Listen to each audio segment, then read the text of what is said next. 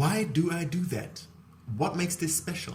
Now, what is the difference between what I do and what other vocal coaches or vocal trainers do? My training is genre non-specific, meaning whatever genre you want to sing with it, you can sing it.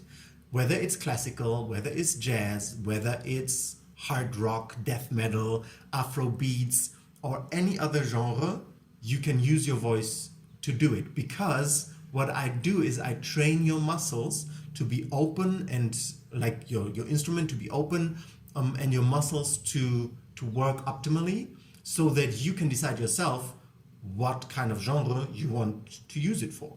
Also, the basis is anatomical, not emotional or mental concepts.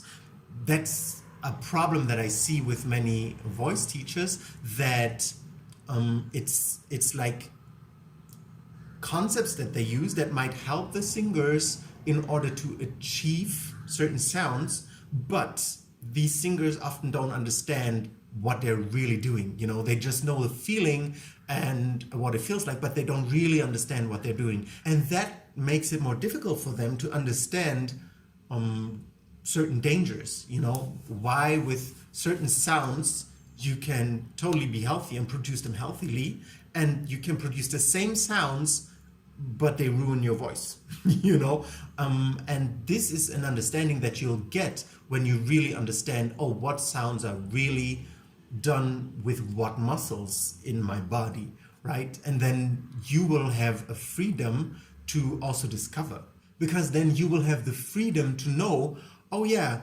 this is something that can potentially damage my voice, but I have these other 3 ways to get the same result, but without potentially damaging my voice, right? It gives you more freedom to discover your voice and to further your voice. And also it propels most people forward more, because first of all, obviously you lose fears. If you know exactly what's going on, there's no need to fear, oh, maybe I can't do that, you know, maybe I'll damage my voice. If you know exactly what you're doing and what is happening in your system, then you don't need to be afraid of anything, because you are aware of what you're doing. And so many people can advance further with this applied anatomy knowledge than with just these mental concepts that are often not really what's anatomically going on. Like singing from the belly. You don't sing from your belly. Your voice, your sound is produced here, right?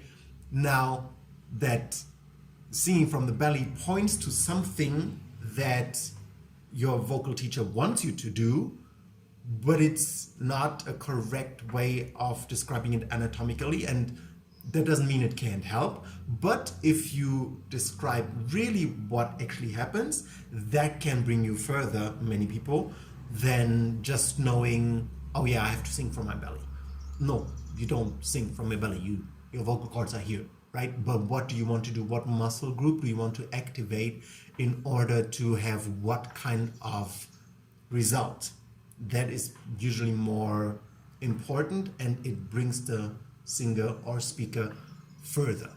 And the special thing about me and teaching, you know, singing and voice and anatomy is that I have a dancer background. I come from dance, and therefore I have a more embodied approach than many others, because I know that you need the entire body, and I have experience for years and years, you know, how to work with the entire body. And that's something that often lacks a bit, and that's how people get stiff, you know, because they don't feel their body enough. And so yeah, that's what I think is special about what I do.